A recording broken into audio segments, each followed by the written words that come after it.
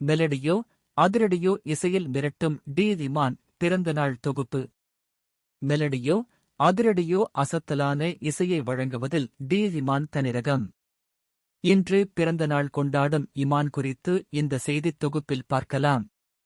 தமிழ் சினிமாவில் உள்ள சொற்ப இசையமைப்பாளர்களை தனக்கென தனி இடத்தை பிடித்திருப்பவர் டி இமான்.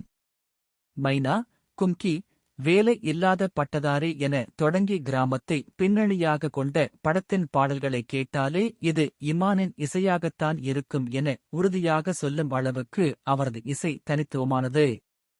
இதுவரை 125 படங்களுக்கு இசை அமைத்துள்ள டி இமான் தனது பயணத்தை சின்னத்திரையில் இருந்து தொடங்கியவர்.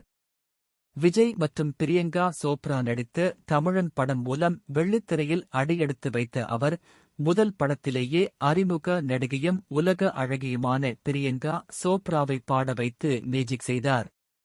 தமிழன் படத்தின் பாடல்கள் அனைத்தும் ரசிகர்களை ஈர்க்க குறுகிய காலத்தில் 25 படங்களுக்கு இசையமைத்து சாதனை படைத்தார். டி இமானின் இசை என்றால் தனித்துவமாக இருக்கும் என்ற அங்கீகாரத்தை பெற்ற அவர், தன்னுடைய ஒவ்வொரு படத்திலும் தனக்கென தனி பாணியை உருவாக்கினார். தொலைக்காட்சி மூலம் சின்ன சின்ன கேரக்டர்கள் மூலம் மக்களின் இதயங்களை கவர்ந்த சிவகார்த்திகேயனுக்கு பக்க பலமாக அமைந்த மனம் கொத்தி பறவை படம் மிக பெரிய வெற்றியை தந்தது.